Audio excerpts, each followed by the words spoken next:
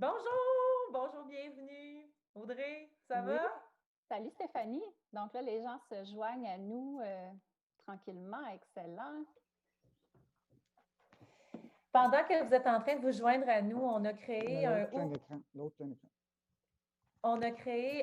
Clap pour vous permettre de nous dire d'où vous êtes, nous partager ce qui décrit le mieux votre situation en lien avec l'enseignement à distance en ce moment et également, ben, c'est quoi vos préoccupations. Donc, allez sur le whoclap.com/EBJNE. Puis pendant ce temps-là, ben, on va accueillir tout le monde, puis on va se présenter. Absolument. Est-ce qu'on enchaîne ça maintenant? De toute façon, on peut se présenter pendant que les gens remplissent le sondage. Vas-y, oui. Effectivement, ben vous, si vous arrivez de la table ronde juste avant, vous nous avez déjà vus. Donc, c'est normal, c'est les mêmes visages. Donc, je suis Audrey Miller, directrice générale et éditrice à l'École branchée. Et je suis aujourd'hui en compagnie de ma chère collègue Stéphanie Dionne, qui est Bonjour. notre directrice du développement et aussi animatrice de nos rendez-vous pédagogiques. Et à la modération, nous aurons notre collègue Martine Rioux, donc, qui va pouvoir répondre à vos questions dans le clavardage de la plateforme de la journée aujourd'hui. C'est bon de savoir, par contre, que nous, on va fonctionner un petit peu différemment. Donc, on va vous l'expliquer tout à l'heure. Mais voilà. Est-ce que tu veux que j'enchaîne, Stéphanie, quand même, avec la présentation de l'École branchée? Oui, s'il te plaît. Oui, OK. Donc, l'École branchée, on est un organisme sans but lucratif. Depuis 1996, on accompagne le virage numérique et le développement professionnel des enseignants en lien avec l'intégration du numérique, justement. Et puis, bon, plusieurs nous connaissent. On voit beaucoup de vous pendant l'année, donc soit dans nos formations créées à Caen. On a également un magazine qui est très connu et bien sûr sur notre fil de nouvelles où on diffuse l'actualité pédagogique et éducative presque sur une base quotidienne. D'ailleurs, on va vraiment vous inviter à aller sur écolebranchée.com/hebdo pour recevoir toute l'actualité pédagogique qu'on prépare pour vous puis qu'on envoie par courriel à tous les mardis 11h. Donc, vous allez avoir aussi un résumé de la table ronde et encore d'autres ressources pour poursuivre votre réflexion sur la création, le maintien de ce lien-là avec vos élèves dans le contexte d'enseignement à distance. Excellent. Fait que je pense qu'on est prêt pour notre plan de séance. Ça va passer extrêmement vite. Aujourd'hui, ce qu'on va faire avec vous, finalement, c'est qu'on a, au départ, on voulait faire un atelier qui allait être très participatif, très interactif. On voulait avoir l'occasion de jaser avec vous parce que c'est ce qu'on fait le plus souvent. Et puis, rapidement, quand on a su qu'il allait y avoir comme 6000 participants, donc qu'on allait probablement en ramener plusieurs de ceux-là dans notre salle d'atelier, on a bien sûr compris que ce serait malheureusement pas possible d'ouvrir les micros puis de jaser avec vous, mais on a quand même voulu garder ça très interactif. Donc aujourd'hui, vous allez voir des témoignages sous format vidéo. On a rencontré pour vous des enseignants de toutes sortes de contextes dont je vais vous parler tout à l'heure avant de vous les présenter. Et on va vous inviter à entrer dans la conversation. Comme je disais au départ, on ne va pas tant utiliser le chat de la plateforme ici, mais on vous a préparé un cahier du participant. Donc, le cahier du participant, vous avez le lien à l'écran, c'est monurl.ca/cahier lien. Vous n'êtes pas obligé de l'utiliser, mais si vous voulez participer et répondre aux questions, vous aussi, partagez votre expérience, nous parler de vos bonnes pratiques, de vos défis. Ce sera une occasion d'aller entrer dans la conversation carrément. Vous allez voir, ce cahier-là est divisé en différentes pages. Donc, vous aurez une page pour chacun des blocs dont on va parler aujourd'hui. Donc, 3 blocs. Tout d'abord, on va discuter de pourquoi on doit miser sur le développement et le maintien du lien affectif quand on enseigne à distance ou en format hybride. Comment on peut développer ce lien-là et quels sont les défis et les pistes de solutions. Donc, toutes les instructions pour participer sont dans le cahier du participant. Ça serait pas mal ce que je voudrais vous dire pour l'instant. Donc, genèse de l'atelier, super intéressant. Donc, on est parti en se disant, on va aller interviewer des enseignants sur le terrain pour leur demander comment ils vivent ça. Et finalement, écoutez, on a rencontré une enseignante qui a basculé du jour au lendemain, une enseignante qui, elle, était à la maison confiné alors que ses élèves étaient dans sa classe. On a un enseignant qui se prépare, donc il ne sait pas quand est-ce que ça va y arriver, mais il doit se tenir prêt. On a des enseignants au secondaire qui enseignent une journée sur deux. On a des enseignants avec des élèves en troubles d'apprentissage graves.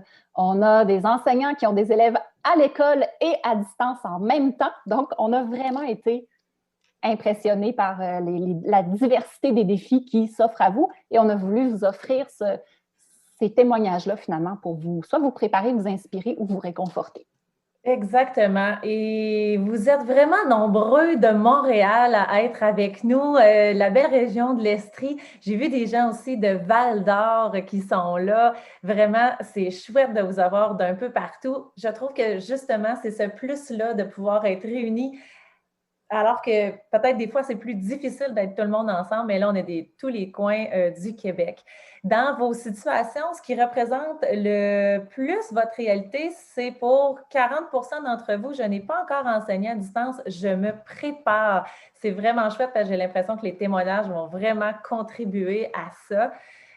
Puis sinon, ben, dans vos préoccupations, il y a beaucoup de questionnements sur le suivi des apprentissages dans la réalité en ligne. Le lien affectif aussi, c'est une de vos préoccupations.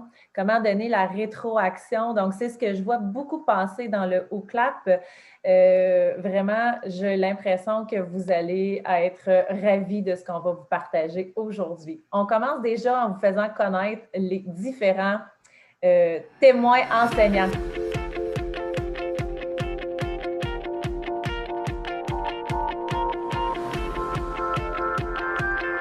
Salut, je m'appelle Mira Auvergne-Ringuette, j'enseigne en 4e année à l'externat Saint-Jean-Vermance.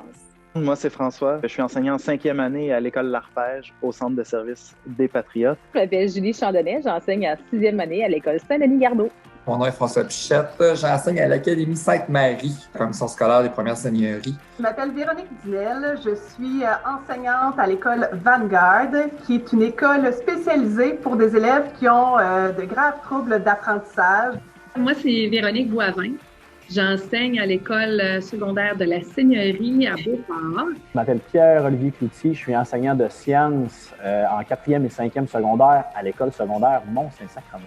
Mon nom est Nancy Lavergne, donc j'enseigne dans le programme Entrepreneuriat Études à l'école à Seigneurie à Québec, à Beauport. Moi, c'est Jessica Rivard, je travaille chez Tremplin Travail Carrefour Jeunesse Emploi dans la vallée de la Matapédia au Bas-Saint-Laurent. Je suis agente de développement de projet en entrepreneuriat, bénévolat et volontariat. Voilà! Passons.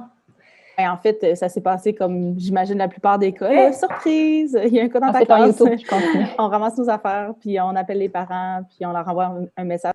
Je m'excuse. Pas de suite. Je pense que ça va faire ça les suivantes aussi, fait que prépare-toi bien.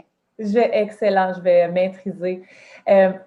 On va vous présenter ce premier bloc-là dans l'intention de vous permettre de voir les différentes situations auxquelles les enseignants qu'on a interviewés ont vécu. Puis on vous invite vraiment à l'écouter en vous intéressant à qu'est-ce qui a été vraiment aidant dans leur préparation. Pour ceux qui sont dans le cahier, on a présenté les réponses auxquelles répondre et pour y accéder, il y a des liens. Donc, le cahier n'est pas modifiable comme tel, mais vous allez y trouver un lien pour accéder aux documents et aller y répondre. Puis, comme vous êtes possiblement plusieurs, ça se peut qu'il y ait une limite de participants. Donc, on a prévu un deuxième lien et il y en a un qui est également disponible en anglais si vous préférez l'utiliser en anglais. Donc, je vous passe cette vidéo.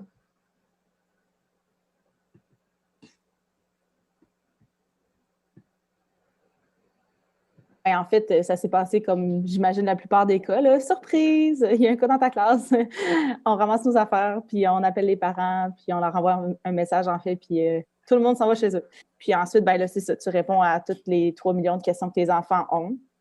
Puis tu essaies de les rassurer comme tu peux, mais en même temps, tu ne peux pas leur cacher non plus. Tu sais, je dirais, non, tu ne pourras pas aller faire tes sélections de soccer ce soir. Je suis en pleine forme. Moi, je ne suis pas malade. Je passe un test aussi, qui demeure négatif. Je dois quand même enseigner. Donc, j'enseigne de la maison à des élèves qui sont en classe. Je dirais que ce qui m'a sauvé au printemps, des essais qui n'ont pas bien fonctionné, c'est le lien que j'avais justement avec mes élèves. Tu sais, ces élèves-là, on les avait eus jusqu'au mois de mars.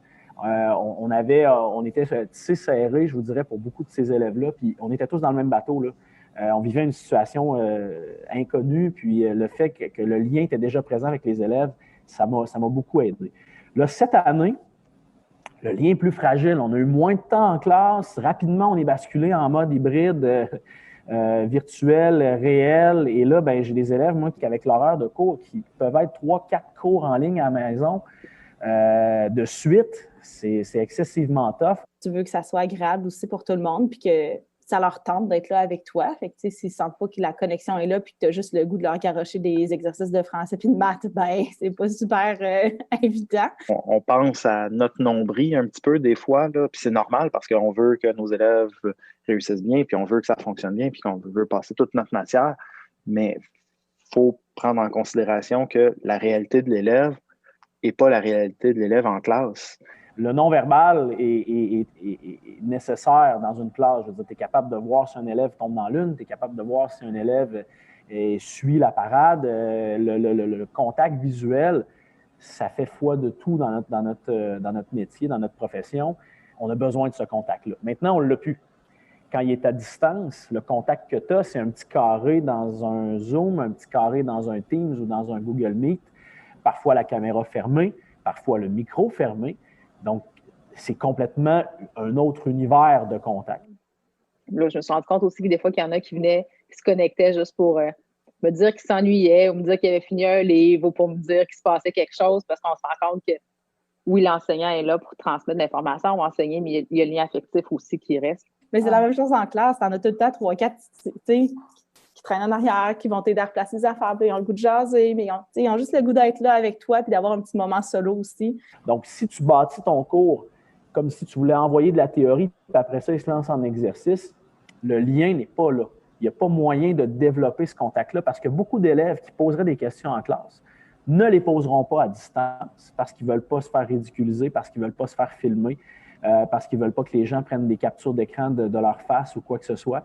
Donc, le pouvoir de déceler les conceptions erronées est limité si tu ne crées pas l'interaction dans ton groupe d'élèves à distance. Mais il faut se doter de ces outils numériques-là, puis il faut favoriser cette maîtrise-là dans les milieux scolaires le plus rapidement possible parce que le lien virtuel passe par là. C'est pas magique, puis c'est facile de se dire « je les vois pas, je les entends pas », c'est donc bien plate un cours à distance. Mais il faut éviter de s'écouter parler. Il faut leur laisser la parole le plus possible. Les gens ont des tâches vraiment grandes. Tu sais, à 2 périodiques ou à 1 périodique, là, il n'y en a pas de recette miracle pour établir la relation. Tu sais, à 14 groupes, tu n'as pas beaucoup de temps. Fait que, tu sais, rapidement en classe, là, pendant le temps qu'on est en classe, il faut établir un petit peu la relation, puis peut-être de carrément changer notre enseignement pour connaître encore plus les élèves. Ce temps-là, après, il est bénéfique pour la suite de l'enseignement.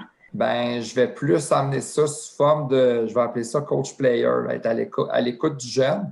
Puis, dans les premières semaines là, d'une rentrée scolaire, c'est rare là, que ça va avancer vite au niveau de la matière. Là. Je vais vraiment installer mon jeu, je vais montrer mes couleurs, je vais montrer mes limites aux élèves. J'en ai certains collègues qui disent « Ouais, mais là, tu vas être en retard, puis on ne suit pas la planification académique, là, mais je vais vous rattraper. Je vous rattrape tout le temps de toute façon. Ça vaut la peine de mettre du temps sur la relation parce que s'il n'y a pas de canal entre les élèves et le prof, mais il n'y a rien qui va passer de toute façon, donc encore moins à distance. » Ils vivent des émotions, ces jeunes-là. Puis ça, c'est important, ça va transparaître aussi dans leur motivation. S'ils vivent quelque chose de hey, écoute, là, je me sens tout croche, là, je suis renfermée depuis chez nous, je n'ai plus de contact avec personne, mais il faut que tu sois aussi attentif à tout ça. Parce qu'à partir de là, après ça, quand tu les écoutes attentivement, vraiment, qu'ils sentent que tu es présent pour eux, ils vont être présents pour toi aussi. Ils vont être présents pour toi aussi. Audrey. Oui, écoute. Qu'est-ce qu'on peut retenir de ces témoignages-là? Tellement de choses, hein? Vous l'avez entendu aussi, il y en a plusieurs qui l'ont nommé. Perdre du temps, ça vaut la peine pour mieux en gagner ensuite. Donc, par perdre du temps, on s'entend que c'est en lien, encore une fois, avec le développement du lien. Donc, apprendre vraiment à connaître les jeunes, les laisser parler, évacuer leur charge émotive et tout ça, c'est quelque chose d'extrêmement important en ce moment, même avant tout. Démontrer de l'écoute envers eux. Puis, ben, se rappeler que finalement, on est tous dans le même bateau. Hein. C'est nouveau pour nous, c'est nouveau pour eux. C'est une adaptation à vivre de part et d'autre et on peut le faire ensemble. Dans le cahier du participant, merci à tous ceux qui participent. C'est vraiment beau de vous voir. Donc, même chose, hein, vous avez noté beaucoup l'importance de les écouter, de les laisser parler, de miser justement sur comment ils se sentent avant de vouloir aller plus loin. Donc, on passe maintenant à notre deuxième bloc parce que maintenant qu'on sait que c'est important, là, bon, on le savait, mais on aime ça quand même le entendre dire de différentes façons. Comment on peut, c'est quoi les stratégies qu'on peut employer pour développer, pour améliorer ce lien-là? Portez vraiment une attention particulière à toutes ces situations-là qui sont différentes, puis demandez-vous comment ça peut être bénéfique pour moi, comment je peux bien me préparer, comme pour la majorité d'entre vous, être en observation pour la préparation dans ce contexte-là. Puis on l'a dit un petit peu plus tôt, tout ce qui est bénéfique pour l'enseignement à distance l'est aussi pour l'enseignement en présence. Pour ceux qui sont dans le cahier, on vous invite à passer à la deuxième page, bloc 2. Comment ça se crée, comment ça se maintient ce lien-là à distance? Bien évidemment, inévitablement, moi, j'ai pris la décision d'éviter le plus possible le contenu théorique à distance. Ce qui veut dire que les élèves ont des tâches à faire où ils vont être en action et en interaction. Ce qui veut dire qu'il faut qu'ils travaillent, ils peuvent travailler en petits groupes d'élèves eux-mêmes. Ils se montent un petit groupe de travail, puis moi, je me promène dans les différents petits groupes de travail pour aller sonder ce qu'ils font, aller voir qu'est-ce qu'ils font, discuter avec eux. Donc ça, il faut qu'ils soient en action inévitablement. C'est pas magique, hein, parce que quand tu n'es pas dans le Google Meet, tu ne sais pas ce qu'ils font, tu ne sais pas de quoi ils parlent, tu ne sais même pas s'ils interagissent ensemble. Donc, il faut apprendre à faire ce deuil-là. Il faut apprendre à lâcher prise sur le contrôle que les élèves sur le contrôle du travail des élèves à distance. C'est certain que nous, ici à l'école, ce qui est facilitant, c'est qu'ils ont tous leur iPad dans ma classe. Donc, j'ai fait des pratiques Teams. C'est sûr que le réseau devient embourbé et ça fonctionne à moitié, mais j'ai quand même fait la pratique de se connecter et de voir comment ça fonctionne. J'ai même fait des Zooms avec les parents pour leur expliquer parce qu'ils ne connaissent pas nécessairement comment ça va fonctionner. Oui, ils font des Zooms pour le travail peut-être, mais c'est quoi la réalité versus l'enseignement? Donc, je pense que de prendre le temps pour leur expliquer exactement ce qu'il y en est, ça peut éviter beaucoup de problèmes à d'autres niveaux. Déjà, on s'est habitué, on se pratique avec les Chromebooks. Là, on travaille, au lieu de faire un exercice sur papier, ben, on va s'ouvrir un doc, puis ils vont me le transférer. Fait que je les prépare au cas où ils se retrouveraient à devoir retravailler de la maison.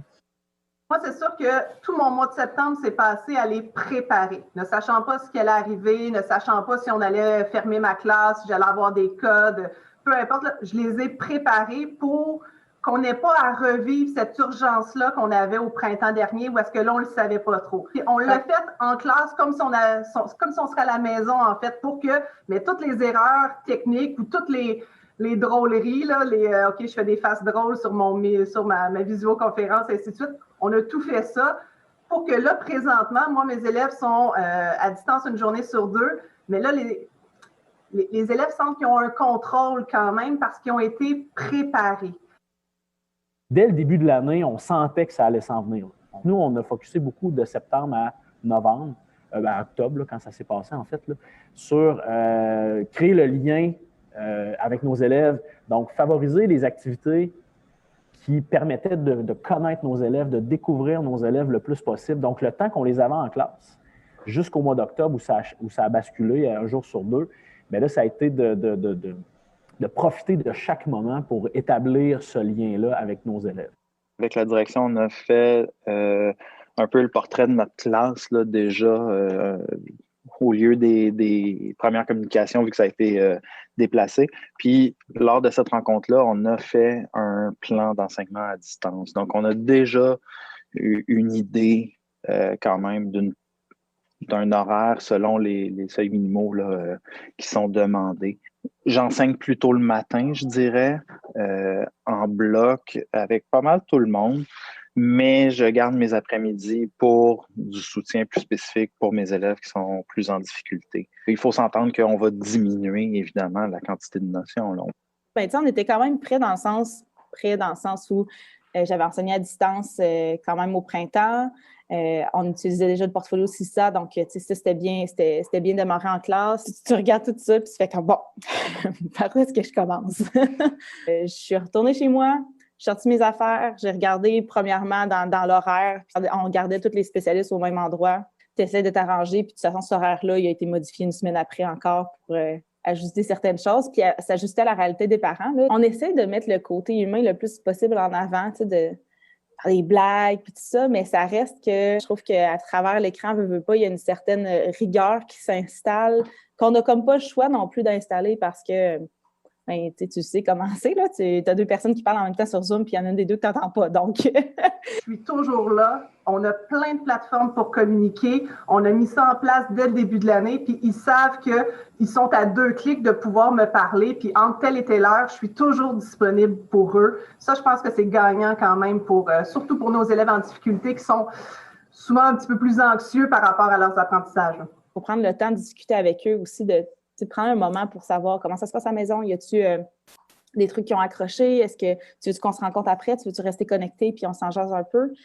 Quand c'est à travers Zoom puis que tout le monde est là, ben c'est un petit peu plus difficile de faire ça subtilement. Dans le fond, j'ouvrais souvent mon Zoom 5 minutes en avance, 5-10 minutes. Fait que là, ceux qui étaient déjà connectés, là, puis ils étaient vraiment très ponctuels. On jasait tranquillement. On a comme une chance en virtuel qu'on n'a pas en classe, en fait. Ah, j'ai un élève qui pose une question, on ne sait pas c'est qui. Le groupe, c'est un peu une question anonyme pour les élèves, mais les élèves sont contents de l'entendre. Donc, ça devient un outil, je trouve, intéressant pour la relation avec eux de confidentialité. S'ils ne comprennent pas une notion, bien, ils peuvent nous poser la question par courriel ou par notre groupe chat, qui fait qu'ils sont moins gênés. Les élèves qui étaient plus gênés en classe, bien là, ils ont pris plus de place. Est-ce qu'il y a des enfants qui se sont retrouvés un peu laissés seuls à eux-mêmes aussi, définitivement? Donc, là, c'est de s'assurer de peut-être leur écrire un petit courriel en privé ou créer une rencontre 1 à 1 pour s'assurer qu'ils ont le support qu'ils ont besoin, qu'ils n'ont peut-être pas nécessairement à la maison.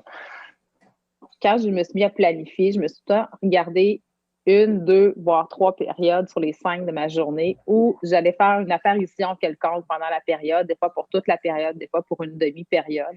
Je les habituais à travailler en plan de travail, donc une période de travail qui était autonome. Mais là, ils sont habitués que je les accompagne pendant cette période-là. Les élèves se connectaient sur mes, quand il y avait des questions, à venir me poser. Fait qu'ils venaient me poser leurs questions. Ils ont appris à partager leur écran aussi. Bon, je travaille sur NetMatch, je suis bloquée, ce problème-là, je comprends pas. OK, partage-moi mon écran. Comment ça marche? Là, j'ai coaché le premier qui a coaché le reste de la classe par la suite. Moi, je crois que c'est difficile de parler 75 minutes aux élèves parce qu'ils n'ont pas assez d'attention. Bien, c'est la même chose en virtuel. Donc, des petites capsules, puis après ça, on les laisse aller en sous-groupes. Donc, là, nous, on a créé des sous-groupes de notre classe. Il y était 30 élèves, puis on a fait des classes virtuelles. Et nous, on va voir ce qui se passe dans toutes les classes. Donc, on reste un peu surveillant, on les écoute, ils ne savent même pas qu'on est là. J'ai découvert des applications, là, des applications super intéressantes, les Breakout Rooms, là, avec Tab Muter et Tab Resize. Donc, je suis capable de voir tout mon écran et voir toutes les petites équipes travailler. Puis, ce que j'ai remarqué, moi, le travail d'équipe, faire de petits groupes de visioconférences à l'intérieur de mes cours, ça, c'est vraiment gagnant pour qu'ils puissent se parler entre eux et que moi, je circule à travers ces visioconférences-là pour aller travailler comme s'ils étaient en classe, en fait. Donc, j'arrive dans leur équipe, je jase avec eux 2-3 minutes, puis je me promène d'une équipe à l'autre. Ça, j'ai remarqué que c'était vraiment, vraiment efficace. Puis, il reste aussi quand même, tu sais, les élèves qui sont un petit peu plus gênés, qui ont un petit peu plus de difficultés, de prendre du temps quand même dans la journée pour rencontrer ces élèves-là de façon individuelle pour qu'ils soient en mesure de nous ventiler un petit peu ce qui se passe et de la façon qu'ils se sentent par rapport à ça. Il faut que les élèves aient des opportunités de parole et d'interaction. Donc, il faut qu'ils aient à un moment donné dans la période, pas juste parce qu'ils ne comprennent pas puis lever virtuellement la main, mais d'avoir à se prononcer. Donc, de faire un tour, de dire, OK, je vais cibler quelques élèves et je vais leur demander de prendre la parole.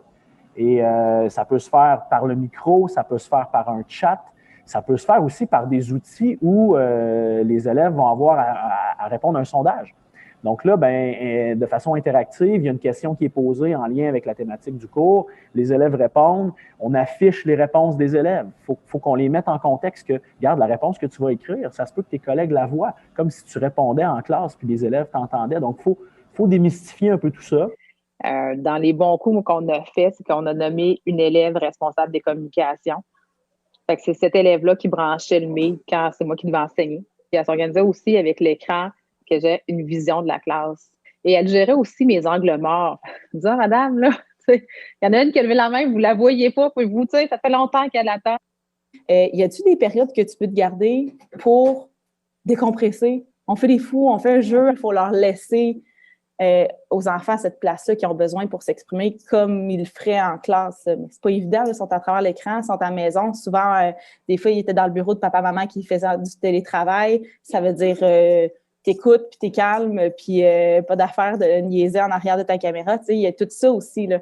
Je dirais à un enseignant de se garder des routines. C'est toutes les routines qu'on a déjà en classe qui fonctionnent bien, mais trouver moyen de les adapter, de les garder. C'est sécurisant pour les enfants. C'est sécurisant pour le prof aussi au niveau de la planification. J'étais habituée de faire ça. Ça fonctionne bien. Bon, comment qu'on peut adapter? J'essaie de rendre mes cours à distance de la même façon que si j'étais en classe, de leur montrer que c'est pas différent. La seule différence, c'est l'endroit où est-ce que tu es assis. Mais sinon, le reste, je suis là, je fais les mêmes folies, on va faire le même travail. C'est tout aussi important ce que tu fais à la maison que ce que tu fais à l'école. C'est pas moins important parce que je suis pas assis à côté de toi, au contraire. Puis c'est le fait aussi de continuer à avancer. Mais ce qu'il faut comprendre, c'est qu'il a fallu que je mette de côté une certaine partie du contenu du cours de sciences, que ce soit en chimie ou en sciences de 4e, et avoir des activités qui, oui, étaient relativement scientifiques, mais qui, a priori, avaient un seul et unique but, c'était d'apprendre à connaître mes élèves. En début d'année, j'ai questionné beaucoup mes élèves, comme je fais habituellement, mais là, j'ai porté une attention particulière sur leurs intérêts. Qu'est-ce qu'ils aiment? Qu'est-ce qu'ils font la fin de semaine? C'est quoi leur passion? Qu'est-ce qu'ils veulent faire plus tard? Pour être capable de m'accrocher à certains éléments pour qu'une fois à distance, mais que j'ai pas le contact physique, mais au moins j'ai une idée ou j'ai un intérêt ou j'ai un sport que je sais qui aime ou est-ce que je sais que je vais être capable d'entrer en relation d'une façon différente. Donc, c'est dans le très concret, c'est du ludique, c'est de l'activité d'apprentissage par justement l'action. Pédagogie active en classe, c'est nécessaire plus que jamais. C'est différent. Il faut que tu trouves un moyen de les accrocher, de les garder avec toi. L'entrepreneuriat, c'est un très, très, très bon moyen pour les garder avec nous. Puis en entrepreneuriat, il y a 3 mots-clés qu'on a ressortis, puis c'est la créativité, la responsabilité de l'élève, puis la compétitivité. Donc, nous, rapidement, on s'est dit comment on va les garder motivés parce que notre matière, elle n'est pas une matière de base en plus. Donc, c'est sûr que les parents, si on va dire, fais tes travaux dans les matières de base. Et pour enseigner en éthique, si on a choisi d'enseigner ces matières-là, c'est que ça touche l'humain. Puis on sait à quel point l'humain, c'est important. Puis des fois, on a rejeté ça dans les programmes du ministère. On a enlevé les cours de formation personnelle. Ils vont revenir, mais on oublie l'humain. Moi, j'enseigne en première secondaire. J'enseigne en 4e secondaire aux mêmes élèves. Je les connais. Donc, c'est sûr que de choisir des tâches où tu peux revoir les mêmes élèves, intervenir auprès de moins d'élèves, mais avec une plus grande qualité, c'est sûr que ça fait toute la différence. Parce que cette année, en 4e secondaire, les petits loups, là, sont 40 dans la même classe. C'est sûr que si on ne les connaissait pas, d'après moi, on rusherait peut-être un petit peu plus. C'est sûr que d'être 2 à enseigner, peut-être pas pour tous les cours, mais pour débuter certaines cours ou des cours qui vont un peu moins bien, d'inviter un autre enseignant. Je pense que ça pourrait être un bon truc pour ceux qui éprouvent des difficultés en ligne présentement. Moi, je considère que dans le fond, si j'ai 17 élèves en classe, avec moi 18, mais il y a un 19e élève, là, c'est une collègue qui m'avait déjà partagé ça, là, faut prendre soin de notre 19e élève, dans mon cas à moi, qui est le groupe au complet. Fait que je pense que c'est important au début de leur donner un petit peu de place. Comme on ferait en classe notre premier 2-3 minutes parce qu'on leur demande comment ça va, il faut leur laisser du temps. Il faut leur laisser du temps pour qu'ils nous montrent qu'est-ce qu'ils ont dans leur chambre, dans leur cuisine ou peu importe, pour après ça être capable d'embarquer dans notre cours. Notre rôle comme enseignant devient un rôle de guide. On va vraiment apprendre aux élèves comment on fait pour chercher de l'information sur Internet. Parce que souvent, on leur donne un cahier de texte déjà bien choisi. Mais comment toi, tu vas faire pour aller chercher un texte en français qui a du sens sur Internet. Donc, on les met encore plus actifs. Puis quand on rajoute un côté compétitif, nous, on avait des gagnants dans chaque catégorie. On va avoir un gagnant, par exemple. À chaque projet, on a des gagnants. On fait tirer des prix des top 1, top 2. L'élève, il se sent plus impliqué dans son équipe. Il fait plus juste ça pour une note. Des fois, les enseignants, ouais, mais moi, j'ai un programme de chimie, j'ai un programme de maths chargé. Oui, mais tu peux donner un projet concret. Tu peux donner des capsules pédagogiques et mettre dans les mains des élèves. Montre-moi une notion de français que tu comprends pas dans une vidéo et on fait un challenge, on fait un concours de la plus belle capsule vidéo. En sciences, ils peuvent faire une recherche sur un animal et tu vas intégrer toute ta théorie quand même. Ils vont présenter ça en virtuel et là, la responsabilité tombe dans les mains de l'élève. Moi, j'ai souvent la stratégie de le laisser aller. C'est comme, il y en a des fois dans les classes qui ont des gros ballons de yoga, puis les élèves s'assoient dessus. Il y a des classes qui sont un peu plus frileux à entrer ce genre de matériel-là parce qu'ils ont l'impression que le ballon va se lancer tout partout. Sûrement qu'il va se lancer tout partout pendant 3-4 minutes, mais justement, souvent, c'est moi la première qui va le lancer en disant, bon, OK, on le fait, là, ça va être fait après, puis après ça, on va pouvoir se recadrer et faire ce qu'on a à faire de notre job de prof et notre job d'étudiant. Avoir des codes avec nos élèves en disant, OK, là c'est ta place, là, maintenant, il faut que je récupère la mienne pour être en mesure de continuer. Je pense que ça, c'est des clés importantes. Et c'est sûr qu'il faut avoir mis ça en place au départ. En tout cas, moi, personnellement, ça m'a appris à travailler sur moi-même, sur justement qu'on est tellement habitué dans une forme. Tu sais, sortir de sa zone de confort, c'est jamais agréable pour personne. Mais autant, eux autres aussi, ils vivent la même chose. Le constat est de leur faire confiance, de mettre des méthodes de travail avec eux aussi qui soient claires. Il faut apprendre à être flexible et agile, puis faire confiance aux jeunes aussi. Il faut trouver qu'est-ce qui va aussi les motiver, y aller à la base de par leur passion, prendre aussi leurs conseils, les écouter. Aïe, aïe. Il y en a de la solution et des idées dans ce bloc qu'on vient de voir. Je veux revenir sur le fait que, comme on vous l'a dit au départ, ces enseignants-là, ils ont des contextes totalement variés. Il y en a qui vont favoriser une chose, l'autre, ça ne marche pas, ça ne s'adapte pas à son contexte, mais ce n'est pas grave. Donc, c'est vraiment d'essayer des choses, de penser différemment. J'ai listé quelque chose qui revenait souvent là, ici. Donc, on dit souvent qu'il faut s'intéresser à l'humain, lâcher prise. Donc, des fois, c'est d'être un peu plus ludique. Peut-être dans le cahier du participant, quelqu'un écrivait plus permissif, mais je pense que c'est le permissif côté positif, là, dans le sens de peut-être laisser plus de latitude sur certaines choses. Préparer les élèves dès maintenant pour ne pas être pris au dépourvu. Ça, c'est à la table ronde, je le disais, il y a le côté technique, il y a le côté humain, mais ça en est un exemple. C'est que là, si on peut être au moins efficace côté organisation du travail, ensuite, on va pouvoir mettre l'accent vraiment sur notre lien et tout le monde, ou presque, l'a nommé. Mettre de l'avant son jugement professionnel, évidemment, très important. Favoriser beaucoup d'interactions entre les élèves. Plusieurs l'ont nommé, les petites équipes de travail, les breakout rooms en bon français, pour qu'ils puissent interagir. Ça vient chercher aussi le petit côté social, des fois, qui leur manque. Évidemment, ça ne le remplacera jamais, mais si on peut le favoriser grâce au numérique, pourquoi pas? Se donner le droit à l'erreur, autant nous, en tant qu'enseignants, qu'aux jeunes dans cette période d'adaptation. Impliquer les élèves dans les décisions, donc pas nécessairement leur imposer les façons de travailler, mais peut-être qu'ils ont des idées. Et super important, s'allier les parents. Il y en a qui en ont parlé dans ceux qui interagissent dans le cahier en ce moment, là.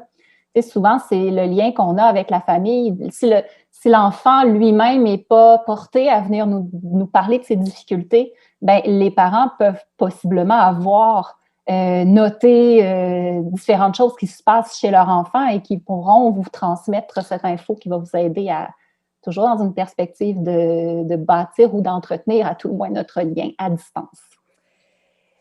Et des fois, ça ne se passe pas exactement comme on le voudrait. Donc, dans le bloc 3, c'est le moment de porter attention à comment, justement, on surmonte ces enjeux-là, ces défis, puis c'est quand ça bug ou ça ne se passe pas comme on le voudrait. Merci aux aux plus que 100 participants qui sont dans le cahier en ce moment à partager leurs réflexions, continuer d'échanger avec nous. Puis je vous passe ce 3e bloc de témoignages. On passe à la 3e page du cahier pour les liens. Exact. La difficulté, en fait, que je rencontrais, c'était de ressentir la motivation des jeunes.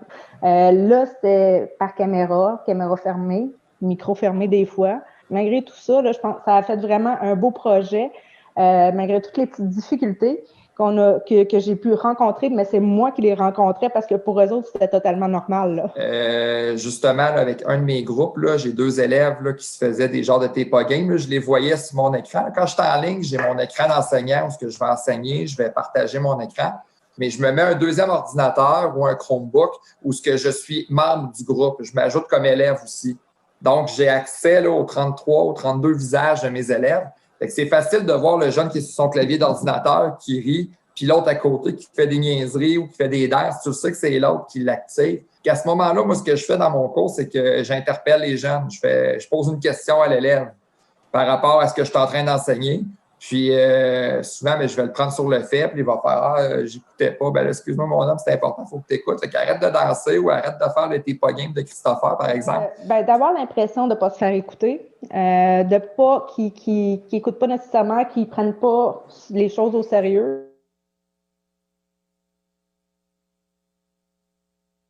Après ça, tu te rendais compte que les projets, ils se réalisaient pareil. Les tâches qu'ils devaient faire, finalement, après 2-3 fois, 2-3 rencontres, tu dis, non, finalement, ils sont faits et ils sont vraiment motivés. Ils ont fait des choses qu'ils ne font pas d'habitude, mais bon, je pense que j'aurais fait pareil avec pas une succession de profs pendant 8 jours. Sérieusement, j'aurais fait pire que ça. L'année passée, les problématiques qu'on a eues comme enseignants, vu que c'était nouveau, c'est qu'il y a des jeunes d'autres écoles, de d'autres milieux qui rentraient dans les rencontres. Mais je me considère chanceux parce que justement, mon collègue Étienne, avec qui je travaille en pod, là, il est quand même avancé en technologie. Puis lui m'avait donné des trucs là, pour éviter l'accès. Là. Fait que le jeune de l'extérieur qui voulait entrer dans ma réunion, il n'avait pas le choix d'avoir l'autorisation de ma part. Mais ça, c'est quelque chose que tranquillement, pas vite, là, les collègues et nous, là, on a appris à travailler avec ça. Là. Les jeunes l'apprennent aussi, il ne faut pas se cacher, ils sont jeunes. Fait que s'ils peuvent contourner, s'ils peuvent avoir un petit filon, mais c'est sûr qu'ils vont chercher à en profiter. Mais rendu là aussi, il faut les conscientiser et leur expliquer les règles de la société. Là. Si tu te fais prendre avec un enregistrement et tu n'as pas l'autorisation, ça peut être grave. C'est toujours une question de perception, hein? Tant en réel, en présentiel ou en virtuel, surtout en virtuel, les perceptions sont beaucoup plus faciles à être faussées. Là. Le fait aussi que quand j'essaie une activité XY, là, je fais comme « Oh my God, OK, sur 10, soyons honnêtes, là, c'était comment aujourd'hui? » Puis là, ils me disent « Ah non, 10! » Puis je fais « OK, c'était pas si wow que ça, mais ils veulent m'aider. » Ils me font du renforcement positif. Donc, de voir que, tu sais, de leur côté aussi, ils veulent que ça se passe bien. Oui, c'est beaucoup le côté technique qui nous joue des tours. Il y a le réseau de l'école à un moment donné qui s'est mis à mal transmettre le son, mais ce qui rentrait chez moi. Et tous les élèves qui me parlaient avec des voix de chipmunks. Assez difficile de se concentrer sérieusement. Même ton suppléant, là, c'était un enseignant, un garçon avec une grosse voix qui parlait comme Alvin. J'étais « Ah non. » Là, c'est drôle parce que mon surnom cette année, c'est Capitaine. C'est la première fois qu'il m'appelle comme ça. Je trouve ça très drôle. Fait que là, je fais « Ben oui, on est tous dans le même bateau. Fait que go, Capitaine. Elle dit qu'on s'en va par là. Fait que let's go, on pagaille ensemble. » Autant j'utilise beaucoup l'humour en classe, autant je peux être très claire par rapport à ce qui peut se faire et ne pas se faire et quelles en sont les conséquences. Donc, il m'est arrivé de demander à des élèves sur le clavardage, d'abord en privé, parce qu'on peut parler en privé à un élève en particulier sur Zoom sans que les autres voient notre discussion ou qu'ils m'entendent nommer l'élève. Donc, je commençais par ça, puis quand ça ne marchait pas, je me permettais d'intervenir devant les autres et même à la limite de couper leur son. Après ça, on en rigole rendu en classe. Quand j'essaie de mettre mute à tout le monde, ça ne fonctionne pas. Sinon, il y a des élèves qui me trouvaient moins drôle parce que même quand ils travaillaient, je voyais ce qu'ils faisaient. Fait que des fois, ils entendaient ma voix au tableau qui intervenait. Attention, j'ai une collègue qui est enseignante en sciences. Elle l'a fait en distance parce que ses élèves se sont trouvés confinés la semaine passée, il y a 2 semaines, à cause d'un... C'était pas un cas, mais dès qu'il y a un semblant de cas, là, les jeunes sont 14 jours à la maison, 2 semaines. Là. Puis, elle a fait du ski à crème avec les élèves. Elle leur a envoyé la recette. Voici le matériel dont vous avez besoin. Puis elle a fait du sucre à crème en ligne avec les gens. Mais encore là, il ne faut pas avoir peur de foncer, parce que là, comme ma collègue a dit, il y a des jeunes que là c'était madame, j'ai pas la même tasse que vous. Là, elle dit, on a eu des expériences. C'est pas toutes les poils non plus qui fonctionnent de la même manière. Là. Brasse, là. Puis là, madame, ça sent le brûler. Hey, tasse ça de là. On a eu des pas pires, là. Bien, je suis un humain, là, tu sais, ça a l'air bien beau comme ça, là, toute la théorie que je balance ce matin, puis les exemples concrets d'activités que j'ai réalisées, mais et des fois, on baisse les bras, les genoux nous plient. Hein? Moi, ça a été au mois d'octobre. Pour toutes sortes de contextes, le fun est moins le fun, là, disons. Mais à un moment donné, les genoux nous plient, puis il faut se rassembler, il faut verbaliser nos craintes, il faut verbaliser nos erreurs. Et le faire avec des collègues, avec des membres de la famille, peu importe, avec des mentors qu'on a dans le réseau. L'importance d'être réseauté en 2020 dans le milieu de l'éducation, c'est essentiel. Moi, en chimie, je t'explique, j'ai des élèves qui proviennent de 5 groupes bulles différents. Ça veut dire qu'il y en a une partie qui sont à la maison, puis il y en a une partie qui sont en classe. Donc, j'en ai dans le Meet et en classe en même temps. Alors, comment on gère ça? Bien, on gère ça avec une dualité de planification. On n'a pas le choix. Donc, les élèves sont autonomes à la maison. Je leur dis, on fait un petit coucou en début de période. Je prends 15 minutes pour répondre à leurs questions à la mi-période. On se reparle à la fin de la période. Mais je n'ai pas le choix parce qu'il faut que j'alimente ceux qui sont en classe et ceux qui sont à la maison en même temps. Parce que quand j'étais en confinement, on avait encore 3 étapes. Donc, moi, dans ma tête, là, je m'en allais vers novembre avec un bulletin à remettre quand même à ces élèves-là. J'avais pas le choix, il fallait que je fasse certaines vérifications puis que certaines choses comptent, même si on leur dit des fois que tout compte parce que c'est important de faire l'effort tout le temps. On sait comment ça marche pareil. À ce niveau-là, j'avoue qu'il y a certains quiz, des fois, que j'étais comme, OK, sont-ils prêts assez? Est-ce que, on pose des questions, tout ça, on fait des exercices. Puis là, tu as l'accompagnement de papa-maman des fois, puis tu veux pas créer d'injustice entre chacun, mais il faut vraiment lâcher prise là-dessus, faire comme, écoutez, en classe, ça sera une vérification qui sera différente. Puis je vais me fier à mon jugement, puis à ce que je vais avoir observé en temps autonome, puis en temps où j'avais juste les enfants avec moi en sous-groupe pour venir porter mon jugement après professionnel. Il faut aussi relativiser notre évaluation. On a souvent l'évaluatite aiguë au Québec. On veut évaluer, faire des examens, des tests, la somme des petits pourcentages et nos élèves le prennent parfois difficilement. Plus que jamais maintenant, si je m'adresse évidemment à des profs qui enseignent en 4e et 5e secondaire. Actuellement, nos élèves sont inquiets pour leur cégep, sont inquiets pour leur avenir. Ils savent que 4e, 5e secondaire, c'est des grosses années. Mais qu'est-ce que ça signifie une grosse année? Ça signifie qu'il y a un examen du ministère? Ça signifie quoi exactement? On le dit à nos élèves, hein, c'est comme ça que tu apprends, c'est en faisant des erreurs. Fait que toi, comme prof, permets-toi d'en faire des erreurs, puis embarque tes élèves dans ça. Ils vont être là pour te supporter. L'année dernière, il y a eu un moment où ça fonctionnait pas, mais pas du tout, puis les élèves faisaient n'importe quoi, puis c'était pas agréable. Fait que, un peu fâché, j'ai fermé la session, puis j'ai fait « tant pis, c'est fini là ». Je suis revenu tout de suite après. Il y en a qui sont revenus, ceux qui étaient intéressés à suivre. Puis après ça, courriel aux parents, s'assurer que tout le monde comprenne ce qui s'était passé pour pas laisser ça dégénérer. Mais oui, il y a des éléments que ça n'arrivera pas comme on veut puis qu'on ne sera pas content de ce qui s'est passé. Mais il faut se rappeler que tout le monde est en adaptation. Puis je vous dirais, on a tous eu, depuis le mois de septembre, une période ou des périodes où des semaines complètes où on s'est senti totalement incompétent. C'est tout à fait normal. Il faut juste rebondir maintenant de tout ça. Prenez du temps pour vous, prenez du temps en famille, prenez du temps avec vos proches, puis revenez plus fort après. Je suis certain que ça va fonctionner. C'est ce que j'ai fait, c'est ce que plein de mes collègues ont fait. Et on est maintenant prêt à rebondir pour ce nouveau défi de l'année 2021 qui s'amène. Ouais, les arcs-en-ciel, plus capables.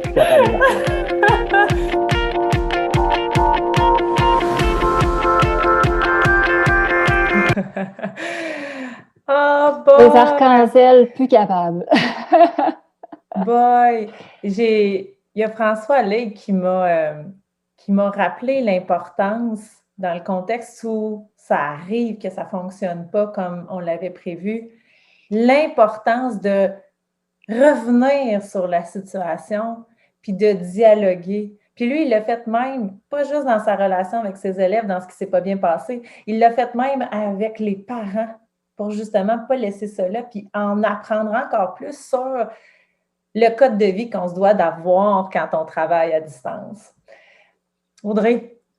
Bien, écoute, vraiment, puis c'est les choses qu'on remarque, encore une fois, dans ce bloc-là, axé sur les défis, puis les petits côtés, bon, les petits côtés plus drôles, là, c'était le côté un petit peu plus ludique, mais aussi les défis, tu sais, sont grands, sont variés. Je le dis encore, j'ai l'impression que je me répète, mais c'est sûr que ça dépend des contextes. Mais quand ça ne fonctionne pas dans un contexte, il ne faut surtout pas hésiter à aller questionner les collègues. Puis les collègues, ce n'est pas juste ceux de notre école. Hein. On parlait de l'importance de se réseauter. Ça peut être des collègues d'ailleurs. D'ailleurs, ce qui est merveilleux, c'est que présentement, dans le cahier du participant, il y a des gens qui notaient qu'effectivement, on n'avait aucun témoignage du préscolaire. Puis là, ça a donné effectivement que c'est le cas. Mais entre eux, là, entre enseignants du préscolaire, ils se donnent des idées, des choses auxquelles ils n'ont peut-être pas pensé ou des trucs à essayer. Donc, ça, c'est extrêmement riche. Il faut en profiter cette année. On est, comme on le dit aussi, tous dans le même bateau. Donc, profiter de l'expertise de nos collègues. Faire attention aux perceptions. Hein? Des fois, on a l'impression que parce que quelqu'un fait des folies à l'autre bout, qu'il ne sera pas attentif, qu'il ne sera pas là, qu'il ne va pas apprendre. Non, par contre, il peut vraiment déranger le reste de la séance. Donc, c'est ça. Là, on fait une intervention avec lui. Est-ce qu'on change totalement notre façon de délivrer ce qu'on voulait faire? Est-ce qu'on change de modalité complètement? Donc, il va y avoir des essais, il va y avoir des erreurs. Ça ne fonctionne pas toujours du premier coup. Puis comme Pierre-Olivier le disait, écoute, s'il y a un moment où ça ne va juste pas, c'est tout à fait normal. Prenez le temps. Revenez plus fort ensuite, par contre. Pour conclure, on vous invite vraiment à réfléchir sur l'importance que vous accordez à chacune de ces relations-là pour lesquelles vous êtes au centre. Vous êtes la personne qui peut établir le lien dans tous ces contextes-là avec vos élèves, avec vos parents, avec l'équipe école, mais aussi la communauté. On est plus que jamais tout le monde ensemble dans la même situation. On va vous inviter, avant de quitter, à aller sur monurl.ca/JNE rétro. On aimerait encore vous entendre. On espère avoir pu mettre sur votre route d'aujourd'hui beaucoup d'exemples concrets de témoignages qui vont vous amener à découvrir ce qui va fonctionner le mieux pour vous, pour développer votre relation avec vos élèves à distance. Et on va vous inviter encore une fois à vous abonner à l'hebdo parce qu'on va continuer d'accorder beaucoup d'intérêt et d'importance à ces préoccupations-là que vous avez dans le contexte d'enseignement à distance. D'ailleurs, on va être sur l'heure du dîner dans la salle des exposants pour vous présenter notre salon d'exposition virtuel. On a préparé des choses vraiment super pour vous. Puis venez aussi assister à nos formations Créacan. La prochaine édition, c'est le 20 novembre prochain. Je pense qu'il reste encore quelques places en lien avec des thèmes qui sont proposés. Et on va le terminer sur une note festive. Je vous le dis, je trouve que c'est important de célébrer, mais de continuer aussi de réfléchir sur votre expérience. Il va y avoir un cocktail de fin de journée aussi qui va nous permettre d'avoir la présence de 2 grands hommes de l'éducation qui forment le groupe Escouade Édu. Audrey, mot de la fin. Mot de la fin, merci pour votre participation. Je pense que c'est quand même mission accomplie parce qu'on voulait ça très participatif et interactif. Donc, en tout cas, on a vu beaucoup de gens qui ont écrit dans le cahier. Ça ne va pas mourir là. On va reprendre ça et en faire un dossier, c'est certain, quelque part dans l'école branchée. Suivez-nous, vous allez voir ça apparaître pour que tout le monde puisse bénéficier des notes que vous avez prises, des partages que vous avez faits. C'est important. Puis j'ai encore le goût de vous remercier, de vous dire, non, je ne dirais pas ça va bien aller, on n'est plus capable des arcs-en-ciel, mais si vous avez aimé le reportage aussi vidéo, donc on va aussi le rendre disponible sur YouTube si vous voulez le partager ou le revoir, effectivement. Donc, merci à tous. Continuez dans votre pause monurl.ca/JNE rétro pour continuer de donner du feedback. Puis prenez soin de votre journée. Hein, ça se peut qu'elle aille vraiment super vite, mais prenez soin de vous lever, de vous prendre un café, de prendre soin de vous, parce que c'est toute une expérience de formation en ligne que vous vivez aujourd'hui. Puis on vous souhaite qu'elle se passe dans les meilleures conditions possibles. On est de tout cœur avec vous. C'est d'ailleurs ce qui conduit toutes les activités puis les articles qu'on publie à l'école branchée puis les formations qu'on vous propose. Donc, on espère sincèrement de tout cœur vous revoir sur notre route. Et combien on a hâte de vous revoir en présence. Eh oui.